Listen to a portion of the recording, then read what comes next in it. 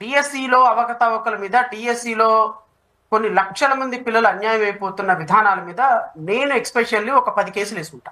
అవును, వేసారు కేసులు మీరు. ఒక్క కేసు కూడా నెంబర్ కానివ్వలేదు, ఒక్క కేసు బెంచ్ మీదకి రాలేదు వెకేషన్ వరకు. నారా లోకేష్ గారు చెప్పింది నాకు గుర్తుంది. ఈ అకాడమిక్ ఇయర్ నుంచే కొత్త టీచర్లు, కొత్త డిఎస్సి సంబంధించిన ఒక్క కేసు బెంచ్ మీదకి రాలేదు, ఒక్క కేసు హీరింగ్ కి రాలా. వెకేషన్ వరకు పర్పస్ఫుల్ గా మరి ఎలా మేనేజ్ చేశారో ఏమో నాకైతే తెలియదు, కానీ ఒక్క కేసు కూడా నెంబర్ అయిన ఏ ఒక్క కేసు, ఎందుకు అంటే దాంట్లో పక్కా లా ఉంది. కేసు వచ్చింది అంటే ఖచ్చితంగా the court is bound to pass order, because already covered orders ఇవన్నీ.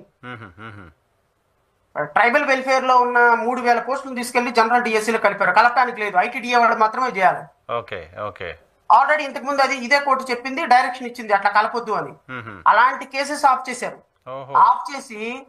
ఆఫ్ చేసి నారా లోకేష్ ప్రౌడ్ గా చెప్తున్నాడు, వీళ్ళు లీగల్ గా ఎన్ని కేసులు వేసి మమ్మల్ని ఆపడానికి ప్రయత్నం చేశారో వాటన్నిటిని మేము సమర్థవంతంగా తిప్పికొట్టాము, సుప్రీంకోర్టు దాకా కూడా వెళ్ళారు డిఎస్సీని ఆపడానికి. మాకేం అవసరం అండి ఆపటానికి?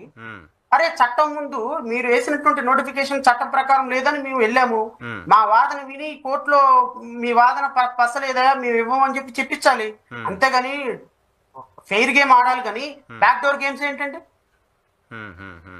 అండ్ మోస్ట్ అన్ఫార్చునేట్ ఏంటి అంటే judiciary also cooperated with the government.